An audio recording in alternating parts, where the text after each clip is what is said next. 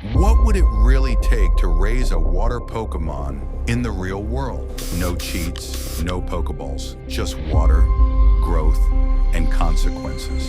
Today we're simulating the impossible, raising a real Squirtle from a tiny blue egg into a hydro-powered Blastoise.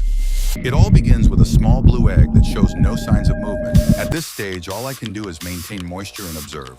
After some time, the egg finally deviates from its baseline.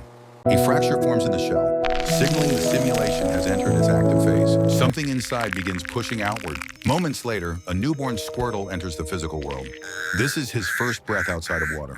At this size, he's barely larger than my hand. Even his tail movements are uncoordinated. He attempts to stand and immediately loses balance. Every object around him registers as a potential threat. His energy depletes almost instantly. I place him in a damp towel while preparing the next phase. The simulation continues while he recovers. A controlled aquatic environment is now required. I start with fine sand to support digging behavior. The substrate needs to be stable and safe. Rocks are added to form shelters and pathways. Live plants help establish a natural ecosystem. The tank is slowly filled with water.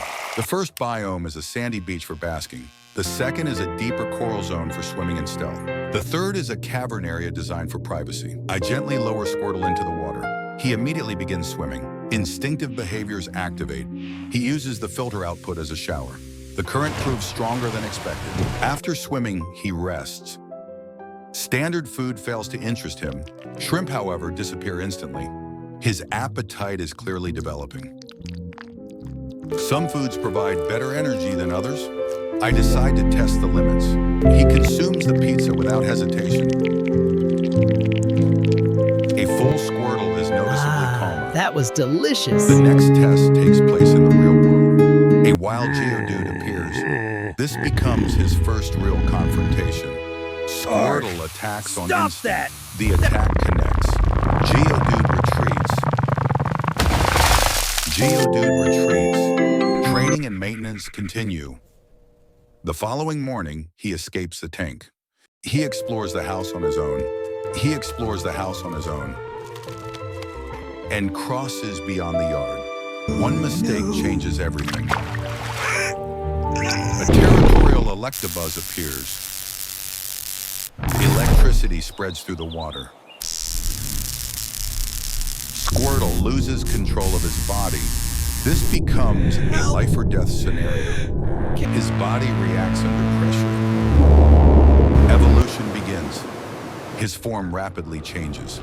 He emerges from the water transformed. His new tail provides increased maneuverability.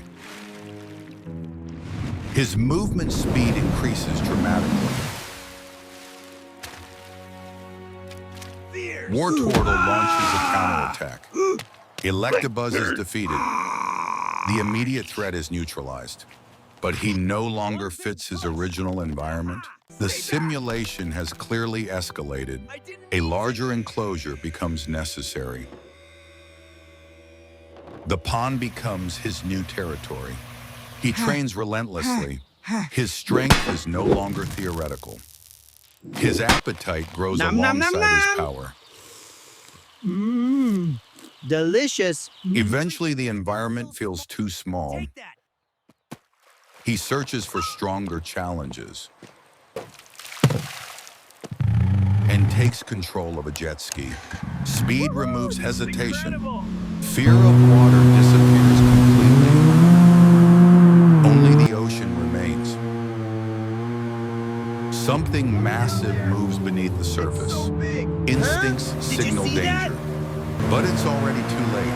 He has disturbed a sleeping Gyarados. The ocean begins to rotate. What was that? Gyarados! A powerful strike sends him flying.